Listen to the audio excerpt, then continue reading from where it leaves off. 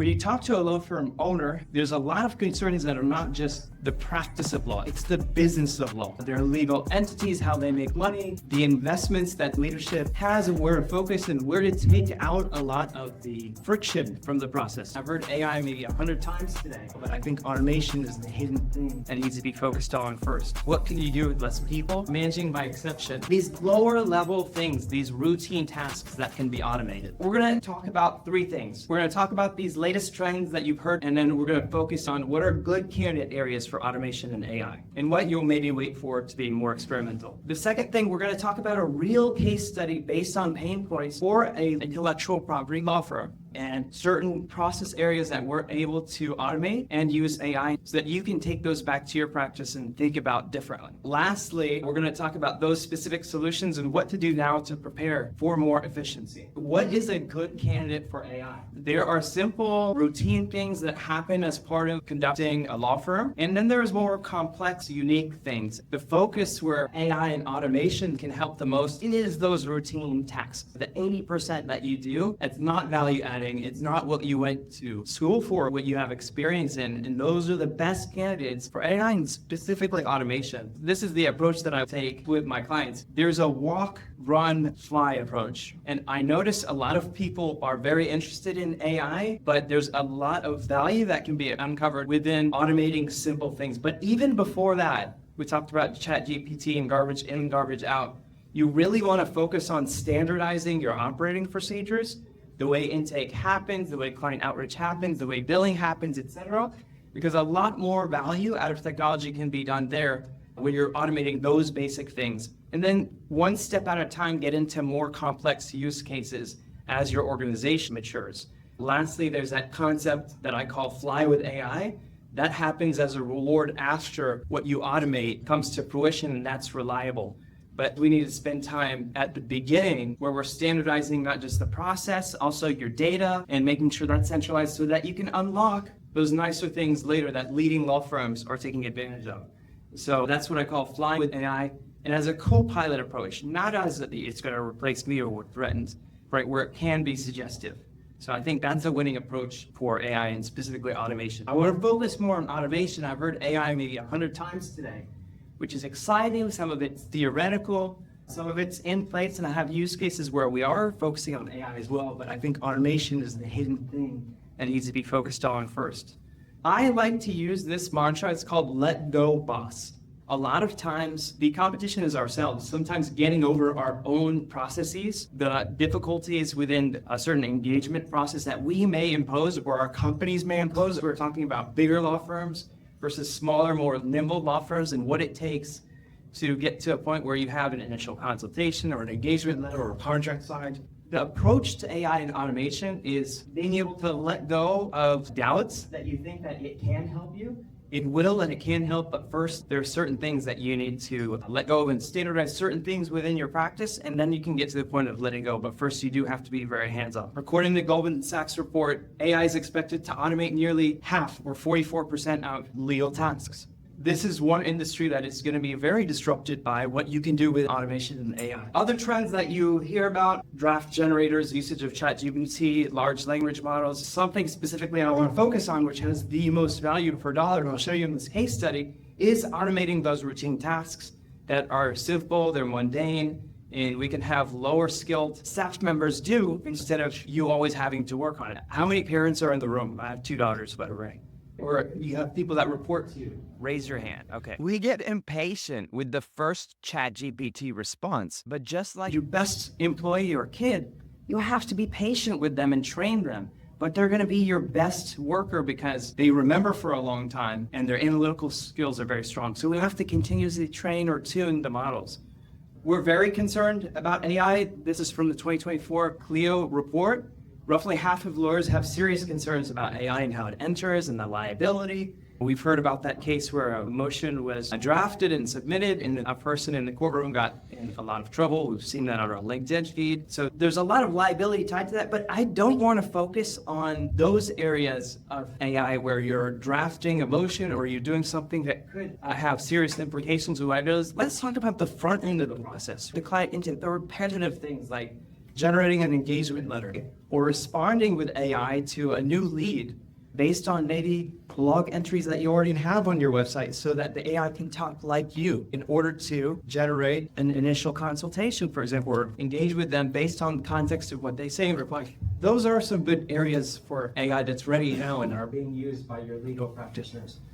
The benefits do outweigh the cost people believe, so that's good. We're at the right time where we can embrace AI and automation. The vast majority of legal practitioners agree that online marketing, drafting documents, and discovery for litigation, these are some of the top candidate areas. And I want to talk about some of the outliers, which are online marketing, drafting, templated documents, instead of very detailed responses. Those are great areas for automation. And then specifically also calendaring, getting documents signed, collecting payments. These are routine things that a business does. I work with law firm leaders, CEOs that need to be able to let go, to delegate what they do to other attorneys so that they can live and travel and spend time with their kids, etc. So there's a case for targeting these specific candidate areas with automation and AI as well, specifically by intake, marketing, engagement letter, automation, getting the reviews and the referrals and check-ins later. And this is where I believe we should focus because this is mature technology. It's ready, and this is where the most value per dollar, per resource to close deals faster and sign on better clients. Let's talk about intake automation. Some of the KPIs are cycle time, how long it takes from an initial contact to get to an initial consult, to get to an engagement letter that's issued, that's signed, and that way you're retained. That whole front end of the process is an amazing candidate for automation. I think we're overlooking that, thinking about core cognitive things that AI can enable. Let's focus on what we can do today. There's a ton of use cases we can talk about later that we're working on for clients around the world. Let's talk about this actual real case study and pain points. LM is one of the law firms that is leading in the space. We're based out of San Francisco, and now they have about 35 lawyers, and we help them automate their entire intake process, and now we're doing more internal automation. Sarah Picture, LM focuses on startups, trademarks, patents, all the things that are core and central to this audience. In the initial whiteboarding session, when you talk to a law firm owner and the leadership board, there's a lot of concerns that are not just the practice of law, it's the business of law. We started talking about their legal entities, how they make money, the investments that this law firm leadership has, and where to focus and where to take out a lot of the friction from the process, to have a more smooth client onboarding process and have a better billing process, timekeeping. For each of those solutions, sometimes there may be a job performer disconnect, it may be data that's not available, maybe procedural, maybe packaged software that you can use. But we started focusing on, and this is funny, I'm sharing with you all the sticky notes from our discovery session. And here on the left, you're going to see this idea of building a better system for trademark filing. A lot of what we're talking about today, right? And responding to office actions. Then we're talking about financial timekeeping and invoices. They had suffered from 90 days of unpaid invoices. Those are areas that you want to really go after for automation as far as financial transformation. But we started focusing really on the middle because on the left, we had done some experimental work with automating that process of trademark filings, but it takes a lot of work and there's a lot of unproven technology there and it can't replace the whole humanistic workflow. So we decided to focus on this area in the middle that has a lot of friction. It's developing client trust and onboarding and signing documents, getting paid faster where you're engaging clients so that you can do exciting work. And there's a lot of duplicative paperwork, there's scattered data and systems.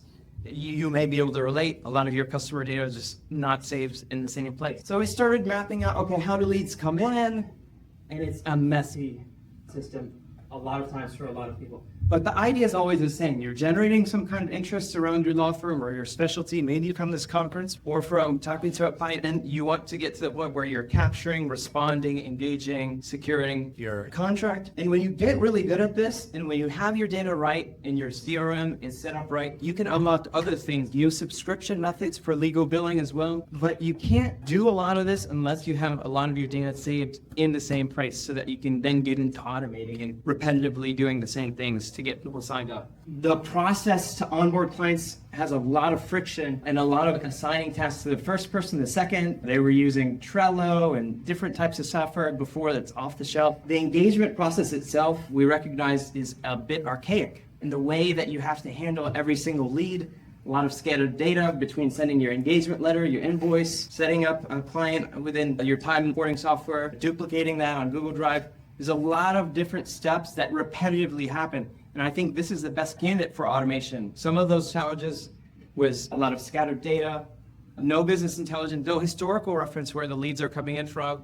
If you were to have a KPI, if I was an investor buying into a law firm, I'd look at their cycle time, their abandoned customers, how many people are in their CRM, what's the value per lead, and how long does it take to go from a new engagement or a new contact until you're signed. Those are basic sales, marketing, finance metrics to see the health of a company. And the process is slow. It's duplicative. The client is getting to know you at this point. So the more trust you can build at this point, the better. This is where you're making a first impression. So I think this is one of the top areas to focus on, which is that initial period. Let's talk about solutions and what we did. So we took these pain points, we looked at the cycle time, we baselined how long it takes to do certain steps in the process, and we started thinking about, okay, what is our ideal workflow? How are things conducted? And I can tell you today, a lot of what happens at the front end requires less people than they were using before. I don't want you to think of it as AI taking over, but you take your best engagement process and you automate those specific standards so it becomes more fault-free. So you repeat the same process, the way you engage a customer. We also link in video messages as well. Thank you for doing this. Please review this. So it's personalization at scale, which also increases your conversion rates for people signing up. And then there's other things we do around text messaging as well, which has an 89% open rate in the first 30 seconds versus email. Personalizing those, hey, thank you for this. You'll see some free tools for taking leading minutes and notes. Y'all were talking about speeding up the discovery process, right? Using AI just to recap what the initial free 15-minute consultation was about and having the client see that, wow, they listened to me. That also increases trust and confidence, etc. All that can be automated. That's very light, what I call light AI. It's not highly cognitive. It's not thinking permutations of what could happen in this or that case. So when we're dreaming, what is that ideal workflow? We went back to let go, boss. What can I do as a law firm owner and board of very seasoned, $1,000 an hour plus attorneys? What can we have our staff do on our behalf before work gets to us? How do I really let go and trust automation and AI so that we can close deals faster and get good clients on board faster? So what we imagined is waking up in the morning, not being in the same country, being on vacation, working less hours a day, and your calendar filling up with new leads automatically, engagement letters are sent, and then when they're signed, you get a notification in your Slack channel, it's assigned to the right person, you're collecting payments with Apple Pay, and then retainers and trust accounts are filled up. As your marketing is 50% written by AI, hey, at least the thesis topical statement. And then within your staff, you have KPIs with people that have to produce content per month. And then affiliate market referral commissions, if something comes through your social media or your LinkedIn, you have a unique URL, you get credit for that and you can pay your law firm staff that way. Going back and incentivizing people for bringing in deals is a way you can motivate your staff as well. We chartered this case for automation. The business benefits, reduce operating expenses, increase reliability of the process, increase that speed to consult, and less human intervention, but we humanize through videos and text messages that seem personal, but it's personalization at scale. Less onboarding friction, less mistakes. If you're making a mistake with the client at the onboarding, they're going to expect a mistake later on again. So just making sure that happens seamlessly, so important and critical. Imagine your favorite buying experience. Maybe it's Lululemon or Nike or Apple, and something happens really smooth. So we replicate that kind of process where a person's informed, they're paid, and then even mobilizing staff for assigning tasks and resources, whether using certain case management software, having those standard operating procedures ready to go for any untrained or low trained staff. The idea was decreasing that onboarding friction, tackling scanned data, and the mission was to be the #1 digital law firm in the world, where we could make the lives of people easier, save time on these routine tasks, and then help get paid and service clients faster. Before you're able to fly with AI and go on autopilot, which everybody is dreaming of, there are certain things that you need to do to create standards, just like the military. Standard operating procedure. This is what happens when a client doesn't show up for your initial consultation. We can reactivate that lead in certain ways with less human emotion. Hey, sorry you missed blow up. Click here to reschedule. And then running with automation, we talked about engagement letter automation was huge, for example. This was the process that we came out with, and you'll be able to relate to this. And these are all the people involved. the systems, the steps, and alerts. And this is the top area for automation that I suggest as a takeaway. You have a new lead contact that's initiated, whether it's in person, you'll notice I have QR codes on my business card, whether it's a LinkedIn article, or you met a person at a wedding, or they sell an advertisement. We're using some sales techniques here where you want to offer a free 10 to 15 minute consult. It doesn't have to be with you, but with a human being. And you do that for two reasons. You want to see if they have money, they are a budget holder. Second is if they have a compelling event or something you can help them with. Like, why act now? Why hire you now? So those are the two things you want to filter on, and that's it. It's really a getting to know you meeting. This has increased their conversion so much. I have numbers I cannot share with you, but I have a video later on to show you how this works if we have some time. You want to execute that consult, and nowadays it's being done without an attorney there, but the notes and the transcript is being saved back to your CRM. So your senior staff, every 10 to 20 consults, can review and see what opportunities do we need to upsell or position, or is this some client that we want to sign on? Have you done this type of work? Is it a client we can work with? So some of those regulatory checks as well. You want to then send consult proposal and the initial invoice so that they can pay and get started. Some of the principles and aha moments that we had here, the driving principles, like the change in protocol in diplomacy, was the CEO, the lead counsels, you don't want to involve them at all until step number 15. Right, so there's a lot of crap that happens before you don't want to involve your senior counsel with yet, unless there's some kind of flag on this type of client. The operations manager, the idea was to involve even her minimally until a certain step of intake happens. And then within the automation engine, you make it do all the dumb routine work for you and make every client feel special along the way. The admins, you have them take away the ops manager's work, which have different KPIs, and you want to minimize that client friction throughout so that they can pay and smile and enjoy. You can retain them if they're good business for you. There's details around how this happens. It's all encapsulated for the law firm. In the end, you want to see how often you're getting new consults, how often you're signing on new clients. What is that deal set with the volume? And then what's the velocity? What is the velocity that you're moving through? And what are the holdups between each step? Once you have your data organized the right way like that, you can incentivize your people or with people into different ways of reinforcing or rewarding behavior. But you're not able to track that. You're running blind unless you're able to segment your clients, your leads in this type of way. What's really useful, this is gold after you invest in. I've highlighted this certain column that says abandoned. That's $250,000 abandoned leads that didn't show up or didn't have time or whatever. There's a dollar value to your data, to your leads, to your contacts, if you sell your company. This is also on the books, not just animal spirits and patents. It's a market that you have service, and there's customer data around. You want to attribute a dollar sign to every stage of the customer engagement process. Whether they just reached out to you when they signed up, maybe they're a bad client or they don't pay. You also want to tag them accordingly. This is super important in order to be able to see how effective your performance is. So volume and velocity, how fast we can. If AI helps with velocity, amazing. There are 2-3 candidate areas that we're using AI right now for, and one is that chatbot integration and being able to qualify, motivate people to book. And there's others around customer feedback and before they leave a review, asking them certain things so that you can gate that review process. Low-level automation, right? No sophisticated AI, but these are things that are generating results for our clients. And it's something that unlocks a lot of value and trust and is tied directly to the bottom line, getting paid faster and saving you time. Just to wrap up, lots of other legal automation use cases we could talk about individually. Top lessons learned, all your data needs to be in one place to be able to get to that point where you're doing automation and AI at scale to unlock that reward. Second thing is don't let the bottom line drive. This is unpopular, but these types of automation and AI initiatives need to be led by leadership that cares about these metrics. Later on, you want to be able to make sure that the grassroots and the people that are operating this optimize your efficiency of your law firm, but it needs to start from the top. And you can't run before you walk. You can't embrace these fancy AI things before you have your data categorized the right way, or you train the model the right way. Standardize, standardize, standardize. Very important before you get into automation because garbage in, garbage out. And one small change at a time. Don't overwhelm your workforce with automation and AI.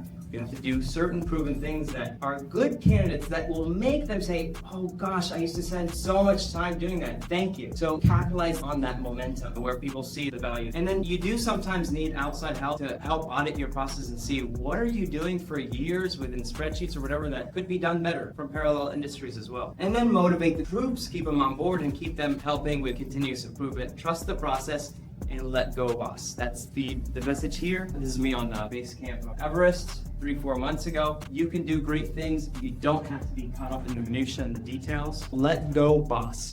If you enjoyed this presentation, like, follow, and share with your colleagues. And most importantly, book a free 15-minute consultation with me. You can call or text this number or go to legalfollowup.com.